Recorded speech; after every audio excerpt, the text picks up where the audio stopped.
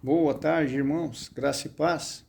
Buscar em primeiro lugar o reino de Deus e a sua justiça, e todas as demais coisas serão acrescentadas. Mateus capítulo 6, versículo 33. Amém? O que é buscar o reino de Deus? Lá em Lucas 17, 21, Jesus disse que o reino de Deus não vem com visível aparência, mas o reino de Deus está dentro de nós. Como é que eu vou buscar o reino de Deus se o reino de Deus está dentro de mim? Essa busca não é exterior, essa busca é interior, está dentro de mim. E se está dentro de mim, eu preciso me confrontar contra mim mesmo para que eu possa entender o que é de Deus em mim e o que é do mundo. Por isso a mensagem da cruz em Lucas 9:23, dia a dia tome essa cruz e me siga. O que significa isso? Significa que dentro de mim existe uma natureza que precisa ser renunciada, que precisa ser crucificada, que precisa ser rejeitada para que eu encontre a verdadeira vida que habita em mim, oculta no meu espírito humano. O Consolador, o Espírito da verdade, o Espírito Santo já habita no meu espírito humano porque eu criei e pela graça do Senhor eu recebi o penhor da minha herança. Porque quem não tem o Espírito do Senhor, esse tal não pertence ao Senhor. Então, se vivemos no Espírito, devemos também andar no Espírito. E o que é andar no Espírito? É pensar nas coisas lá do alto. Um pouquinho antes, ali no capítulo 6, o Senhor Jesus diz para nós não acumularmos riquezas na terra. O Senhor Jesus diz que nós não podemos servir a Deus e ao dinheiro, a mamoná. Então, quer dizer, em todos os momentos, no Sermão do Monte, Cristo deixa bem claro que a gente não pode ter apegos carnais e terrenos, nós não podemos rastejar sobre o pó da terra, se alimentar de pó da terra. A gente precisa elevar a nossa mente e o nosso coração aos céus. Né? Romanos 12:2, transformai-vos pela renovação da mente. Como é que eu renovo a minha mente? Mudando o foco. Se o teu foco é um bom emprego, se o teu foco é uma família, se o teu foco é um carro novo, se o teu foco é um financiamento de uma casa, amém, louvado seja o nome do Senhor, mas o reino está em primeiro lugar? Ou os teus sonhos e planos aqui estão?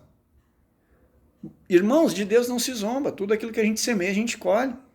Né? Gálatas, capítulo 6, versículo 7. Se você não está colocando o reino em primeiro lugar, significa que você não vai receber todas as coisas, porque temos que colocar em primeiro lugar o quê? O reino de Deus e a sua justiça, para que as outras coisas sejam acrescentadas. Então, existe um princípio de ordem estabelecido por Jesus nessa mensagem. Como é que eu vou colocar as minhas coisas em primeiro lugar? Então, é sinal que eu estou correndo atrás e é sinal que eu estou buscando estas coisas. Então, não é mérito nem graça do Senhor. Tem uma passagem na Bíblia que diz que aqueles que trabalham e labutam, né, buscando riquezas, Deus dá para os seus fiéis enquanto eles estão dormindo. A palavra também diz que Deus tira dos ímpios as suas bênçãos e as suas posses e entrega para o justo, que é melhor que ele. O que isso significa? O que Deus quer dizer com isso? Que você não pode estar apegado ao material, porque o mundo jaz no maligno. Não ameis o mundo, nem as coisas que há no mundo. O mundo passa, as coisas que há no mundo também passarão, mas aquele que faz a vontade do Senhor permanecerá eternamente. Irmãos, eu vou perguntar somente para aquele que é cristão, aquele que tem conhecimento da palavra. Eu não estou perguntando para crianças e meninos, eu estou perguntando para adultos no reino. Se é que você se considera assim, você quer estar nas bodas do Cordeiro ou não? Ou você quer ficar no choro e ranger de dentes, passar pela grande tribulação e ser lavado pelo fogo, né? Ser destroçado pelo anticristo? Porque você vai ter duas opções, ou você nega Cristo e morre e é torturado. Qual das duas? Né? Ou você nega Cristo, ou você morre e é torturado. Será que a gente vai suportar? Será que a gente ama o Senhor mesmo, ou a gente é que nem Pedro? Não, jamais te negarei, mas na primeira oportunidade nega 3 vezes. O reino está dentro de nós, amém? Se o reino está dentro de nós, como é que a gente tem que buscar esse reino? Se alimentando da palavra, oração, jejum, consagração, entender a vontade do Espírito sobre a minha vida, o que o Senhor quer de mim agora. Eu tenho um propósito na terra, eu tenho uma função no corpo de Cristo. Qual é o meu objetivo? Qual é o meu ministério? Qual é o meu dom? Qual é o meu talento? O que eu tenho que multiplicar, Senhor? Foi me confiado um talento. Qual talento? É isso que todo cristão precisa buscar, entender qual é a sua função no corpo. Você não foi chamado para sentar num banco de igreja e ouvir o pastor pregar todo domingo, né? Esses tempos eu fui visitar congregações que só quem prega lá é o pastor líder, e quando muito a esposa dele, 1 ou 2 convidadinhos, né? Eu fui em outra congregação que você, para pregar no púlpito, você tem que fazer um curso de teologia de 450, 500 reais, e só prega no púlpito quem faz o cursinho pago deles. Olha, irmãos, bom pastor dá a vida pelas ovelhas, mas o mercenário cobra salário.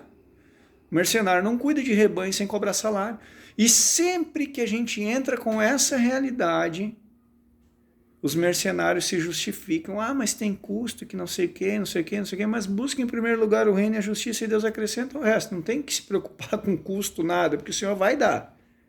Eu conheço igrejas que não pregam dízimo e são abençoadas. E eu conheço igreja que vive só de dízimo e de oferta e não tem revelação nenhuma do reino. Vamos parar de viver uma ilusão, amados. Vamos buscar o reino de Deus em primeiro lugar. O reino de Deus está dentro de nós. Ele não virá com visível aparência, ele está dentro de nós no Espírito. No momento que eu contemplo o Espírito, eu contemplo o reino.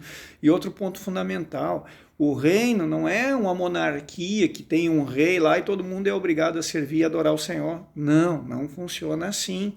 O reino de Deus significa que existe um Criador de todas as coisas e todas as demais criaturas, elas têm uma plena revelação e consciência de que esse ser criador, ele é tão generoso que ele não somente deu vida e livre-arbítrio a elas, mas ele também deu a elas a condição de serem coparticipantes dessa majestade. Quando os anjos, quando os santos, quando os serafins e os querubins, os seres viventes, eles glorificam o Senhor, santo, santo, santo é aquele que era, que é, de há de vir, glória e majestade, poder e autoridade sejam dados ao Rei da Glória. Quando eles fazem esse tipo de adoração, eles não estão fazendo por uma obrigação litúrgica. Eles não estão fazendo isso porque eles têm medo de serem depostos. Não, eles estão fazendo isso porque o coração deles, coração no sentido de entendimento, né? Consciência, mente, vontade e emoções, o entendimento desses seres, ele é totalmente agradecido. Eles estão cheios do amor de Deus a tal ponto que eles fazem isso de livre e espontânea vontade. É uma necessidade de adorar a Deus. Não é que Deus necessite da tua adoração. Deus não precisa de nada seu. Mas Deus é tão generoso, Ele é tão abundante, Ele é tão gracioso, Ele é tão gigante, Ele é tão imensurável e incompreensível que a glória e o amor dEle é tão imensurável que quando isso te preenche, é inevitável adorá-lo. É difícil de explicar isso, né? Transformar em palavras essa bênção de revelação. Mas, irmãos, tomem cuidado. Se você ainda não está servindo a Deus e buscando a Deus porque você compreendeu o amor de Deus, então você está servindo a Deus e buscando a Deus por um interesse escuso que nem você sabe. E é nesse ponto que você precisa vigiar, porque talvez você não esteja colocando o reino e a justiça de Deus em primeiro lugar. E a justiça é salvação, amados. Que Cristo deu sua vida por nós, devemos dar nossa vida pelos irmãos. Essa é a justiça de Deus, que Deus amou o mundo de tal maneira que deu seu Filho unigênito para que todo aquele que nele crê não pereça, mas tenha vida eterna.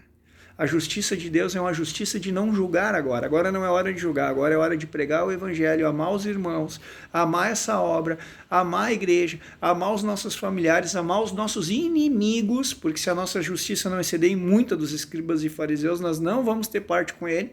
Então nós temos que amar também quem nos persegue e os nossos inimigos. Abençoar as pessoas, abrir a boca para abençoar, abrir a boca para glorificar, não para reclamar, murmurar e se queixar. E quando nós entendemos e colocamos em primeiro lugar o reino e a justiça, aí sim as coisas são acrescentadas. Eu poderia dar inúmeros testemunhos sobre as bênçãos que Deus colocou na minha vida, sendo eu um miserável que basicamente vivi na mendiguez e que hoje posso dizer que sou bem sucedido, com uma família maravilhosa, com o necessário para poder me vestir e comer, né? Com um carrinho para me locomover, e não preciso mais que isso, eu não preciso ostentar nem luxo, porque eu sei que daqui eu não vou levar nada. Eu tendo com o que comer, com o que me vestir, glória a Deus.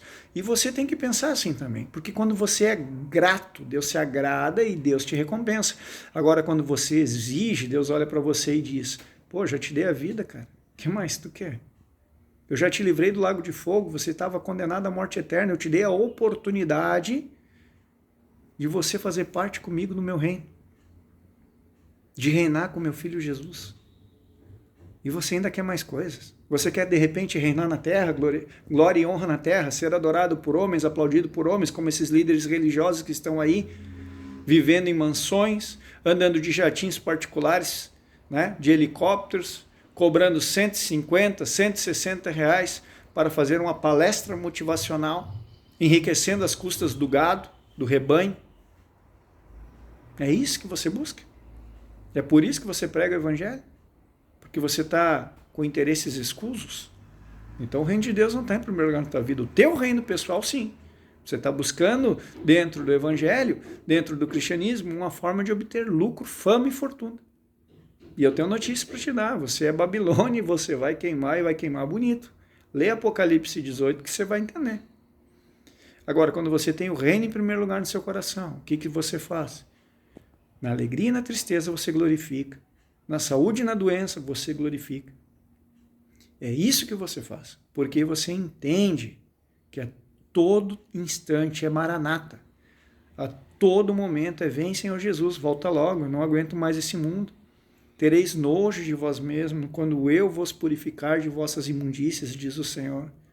Você já está tendo nojo de si mesmo ou você ainda se acha o sinete da perfeição, a bênção na obra, uma pessoa maravilhosa que se não fosse por você muitas pessoas sofreriam? Cuidado! Um falso anjo de luz pode estar dentro do teu coração te seduzindo. Assim como uma certa serpente disse para Eva que não tinha perigo ela comer daquela frutinha, ela não ia morrer. Amém? Deus abençoe os irmãos.